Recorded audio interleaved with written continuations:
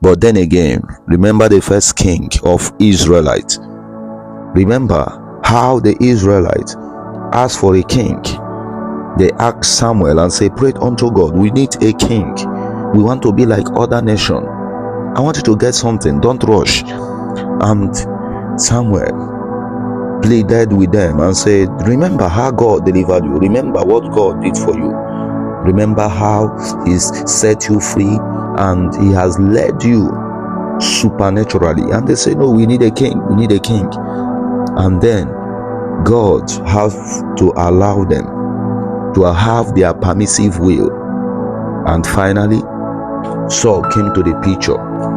And we remember how Saul was appointed as a king, anointed by Samuel in 1 Samuel chapter 9. We saw how he did wonderfully. We saw chapter 10 where he also did so wonderfully and very, very okay. We saw chapter 11. Saul keeps in the energy.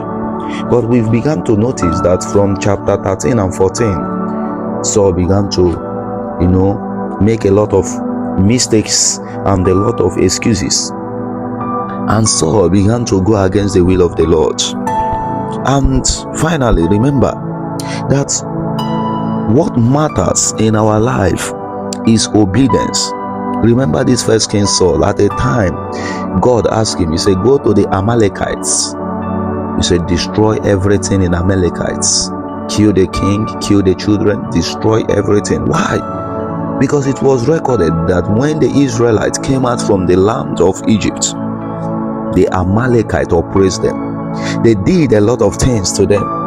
But the Canaanites, there was people that was called the Kenites. I mean to say, the Kenites never did anything wrong to them. And the Kenites they were spared by the divine direction of God.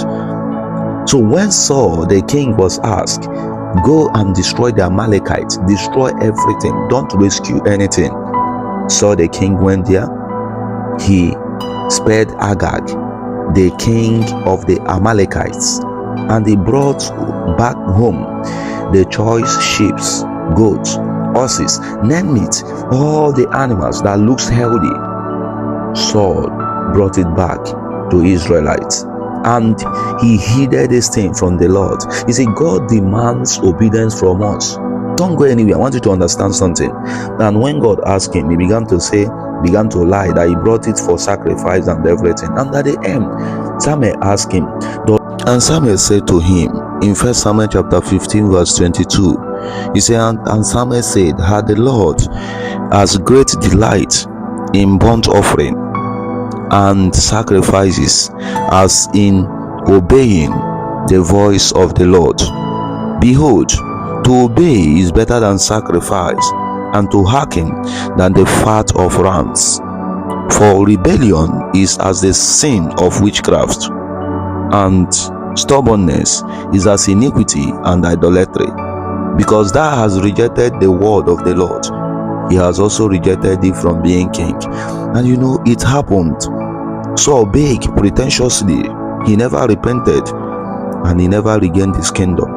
It led to his fall. It led to his death. He lost everything. Obey God while you live.